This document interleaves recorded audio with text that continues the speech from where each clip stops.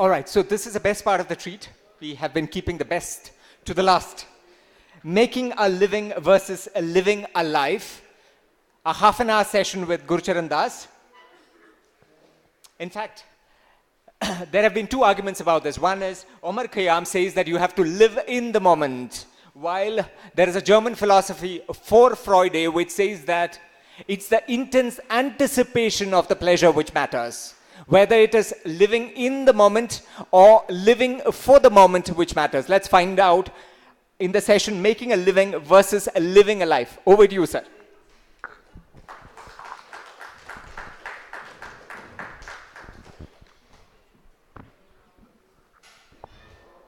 Thank you. So I realize you've had a whole day and you must be tired and ready to go home. So I'll try to finish it in 20 minutes and not try to take the full 30 minutes that have been allotted to me. Let's begin by playing a thought game. You've just come from a doctor's office and he has told you you have 3 months to live. 3 months. What will you do? How will you live those 3 months? Well, you're certainly, think about it actually. Think about how you would want to live your last 3 months. Close your eyes. Take a few seconds. I'll wait. Take a few minutes. Take 30 seconds. And ask yourself, how would you like to live? Well, you won't do an MBA, for sure. Even executive, you won't, even an executive MBA, you won't do that. So how will your life be different from what you are doing today? And be honest. Will you finally take a few risks in life? Will you fall in love with somebody or declare your love to somebody who you've loved all your life but never had the daring to say so?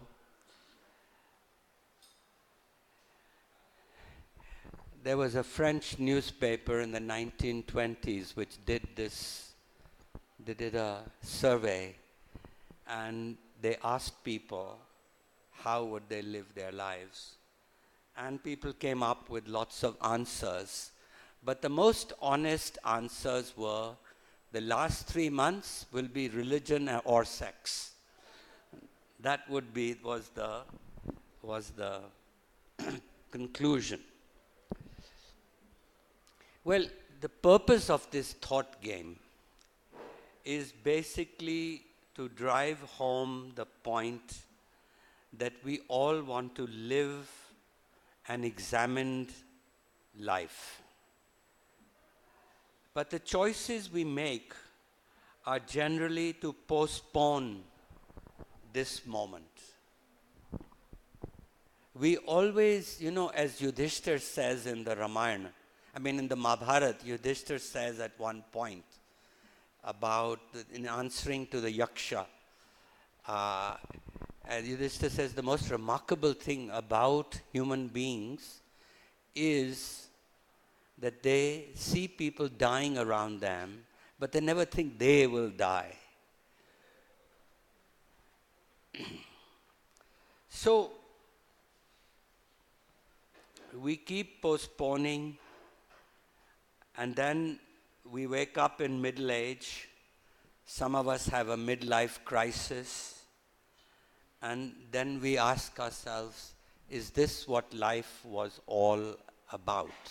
Some point in our 40s or whatever. The problem, however, begins in childhood. We come home as children and our mothers say, did you get good marks? How much were you first in class?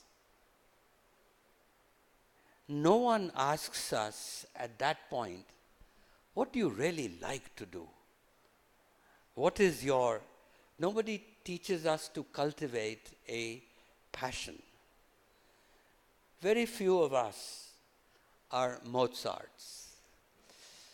Mozart, at the age of 3, knew that he was a music genius. And by the age of 5, he had written of his first symphony. So, for most of us, discovering our passion is a trial and error business.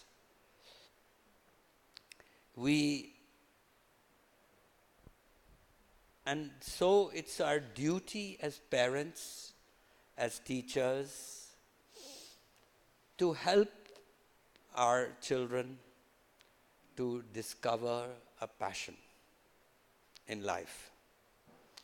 When we are in college, we are encouraged to take useful courses: engineering, law, medicine, business. And it's understandable, because until 91, and even now, we still suffer from middle class insecurities.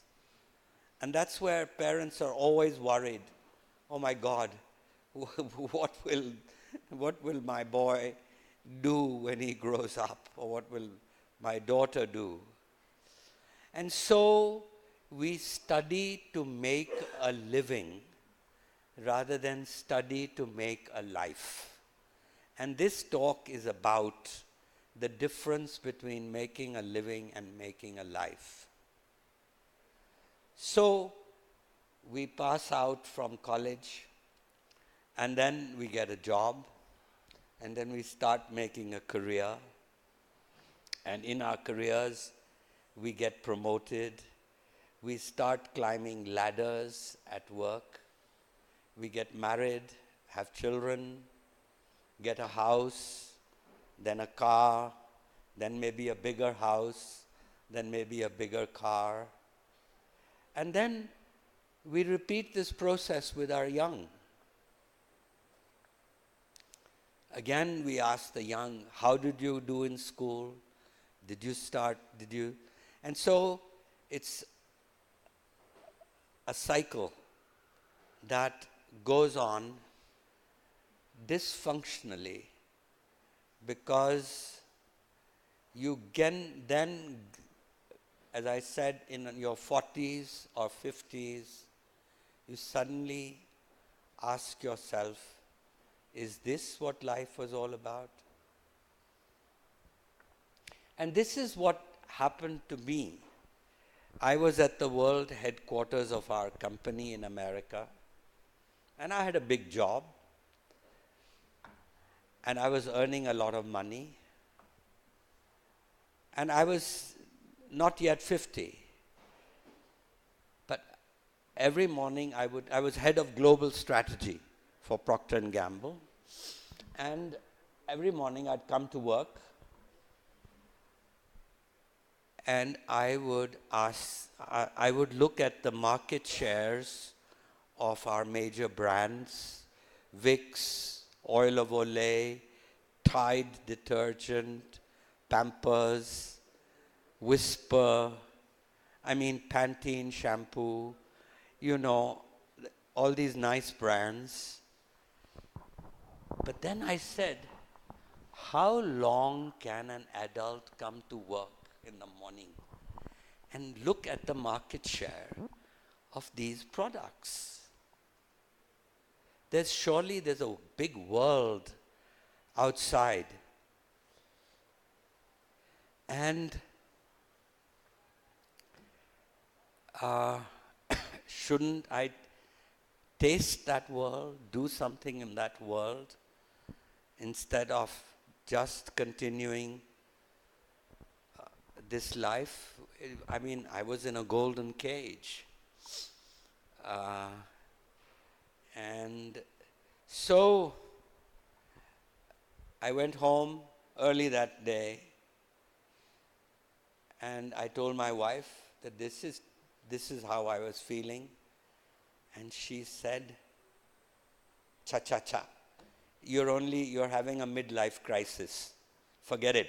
You'll wake up tomorrow, have a shower, you'll be fine. But that next morning it didn't work. And I began moping around again. And so I came home one day and to my wife, and I said, look, this is it, no more. We are going back home. And I went and told my boss. First I had to convince my wife that she said, look, you're not even 50, and how are we going to make our living?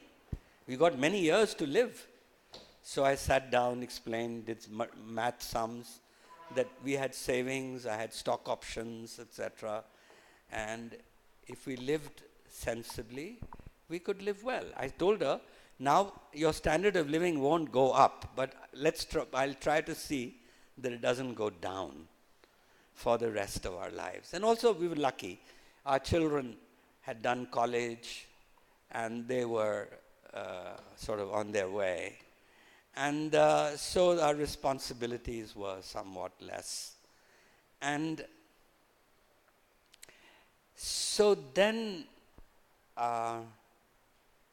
we did the sums. She was a good sport. She agreed that, okay, if we live well, we had a house already, we could come back to in India and live. And then she said, do you know what you want to do? And I said, sure. I was a weekend writer. My friends played golf, but I wrote. So I'd written a novel in my 30s. I'd written plays in my 20s. And so that's what I thought I would do. And so she agreed, and the rest is history. So for the last 22 years, I've been back home, been a full-time writer. In between, I was tempted. I felt guilty that I should participate, not just write. I got a column in the Times of India on Sundays, so I became a commentator. But I did feel guilty that I was not participating somehow in politics or making things happen. So a friend of mine knew Sonia Gandhi. She was out of power at that time, during Vajpayee's days. And she invited me to come and chat. And very quickly she realized that this guy will be useless in the Congress party. My views were just too reformist. She was not a reformer. Manmohan Singh was a reformer. But Manmohan Singh's big failure was that he did not convince her that market-based reforms is India's future.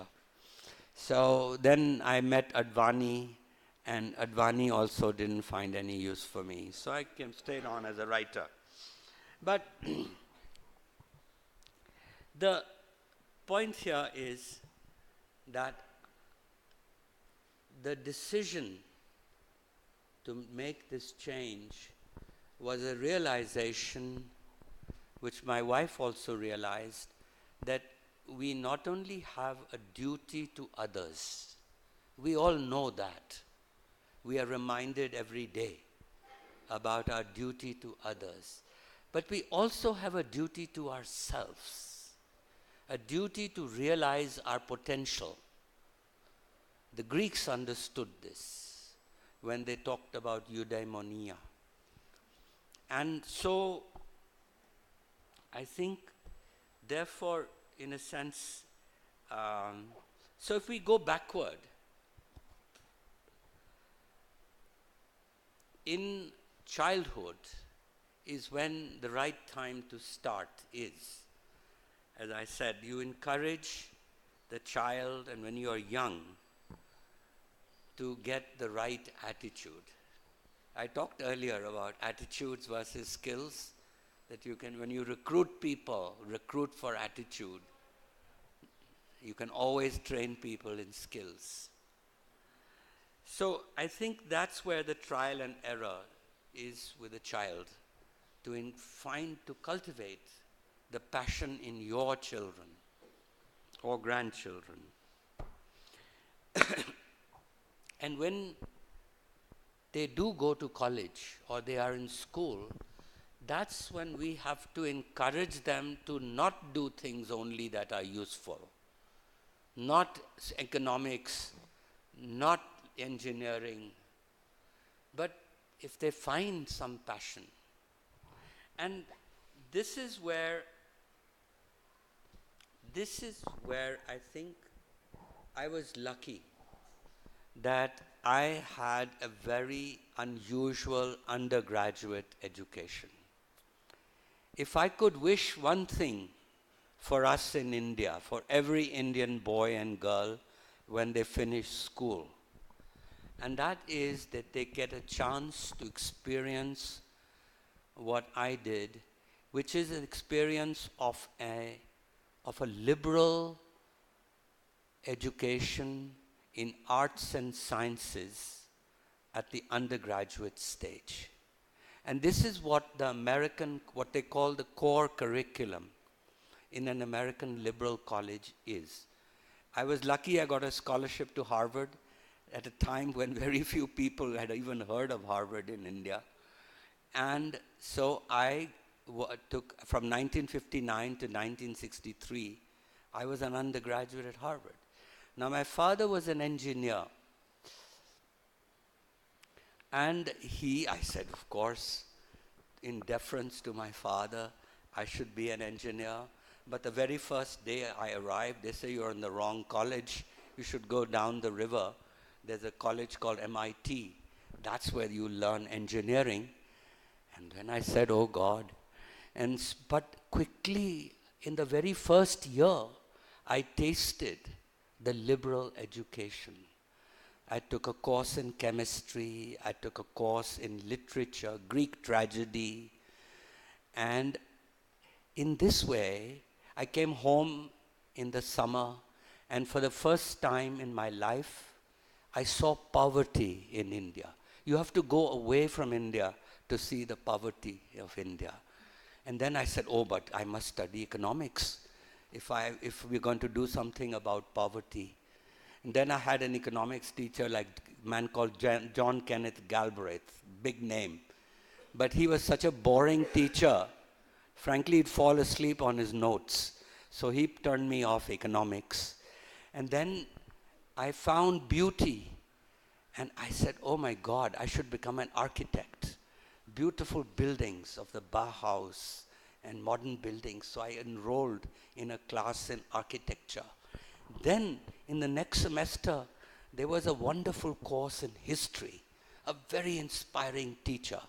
And I finally understood world history.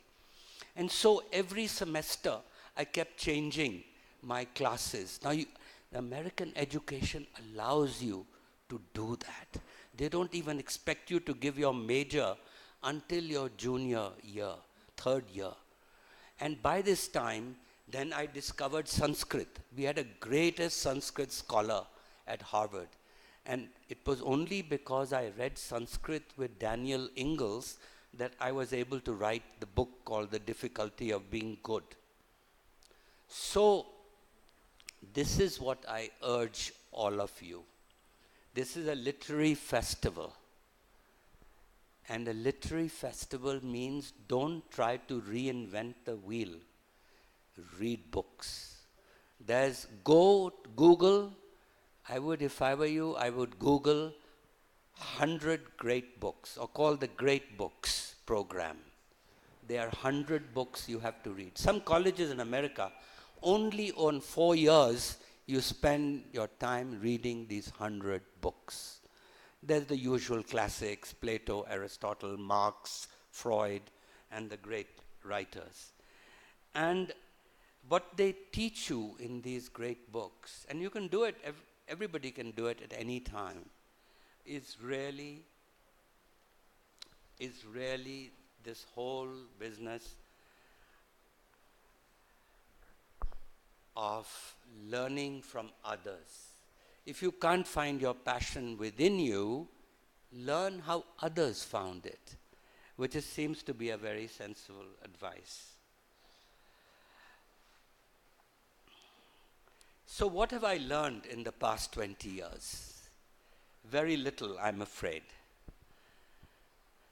One is that idea that Krishna taught in the Gita, the idea of nishkam karma. Do your work without caring who gets the credit for it. That's basically the way to put it. Krishna doesn't put it like that, but that's the way. That this is what he calls desireless action, nishphala nishkama karma. But the way to test this, when you're really enjoying your work, do test it. Over lunch with Suresh and Raghu and all, we were talking about what people will, if people don't have to work in the future, there won't be jobs anymore, how will we live our lives? And the idea basically is that it's an inside job. Happiness is an inside job. And so it's your attitude. And so if you really like what you're doing, it's like I go from my bedroom to my bedroom to my study at 6 a.m. in the morning. And from 6 to 12, I don't look at email. I don't answer phones. I don't read the newspaper. I don't take a walk. I only write. Because everything else puts me on somebody else's agenda. And I want to be on my agenda.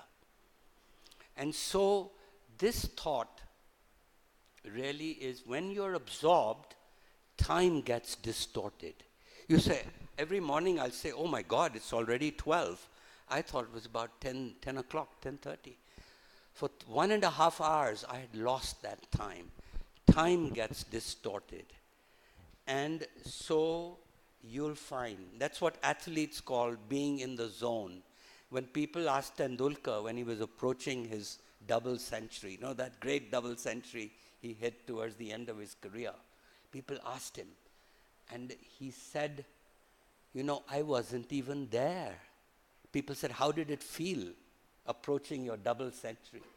He said, no, the ball had become so big by then, and the bat had become so big that the bat had to hit the ball. And I wasn't there. And so it is this whole process. When work is not work, you are absorbed. And this is one of the lessons that I have learned, to live in the moment, to live in the present. That life happens when you're making plans. You lose life. So don't devalue your moment. And therefore, we are all human beings. We are projected forward. We are planning. Suresh is thinking he's going to get home. What is he's going to have a drink when he gets home. What is he going to do? So we are all thinking like that. We are not actually there in the moment, and so on. So I would say that I think my time's running out. I promised you I would go. I still have a little more to talk about, but in the interest of good time, I think I've made my point that essentially what I have talked about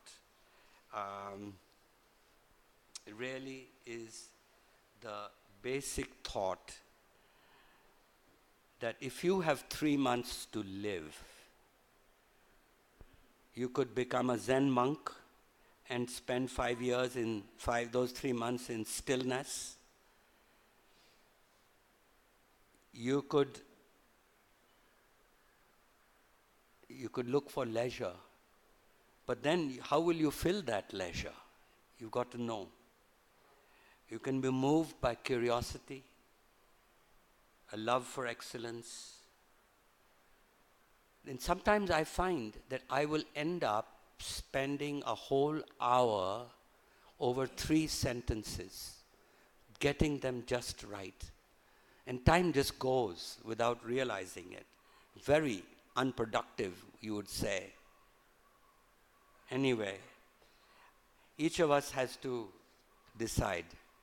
And so, I wish you luck. Thank you for giving me this opportunity.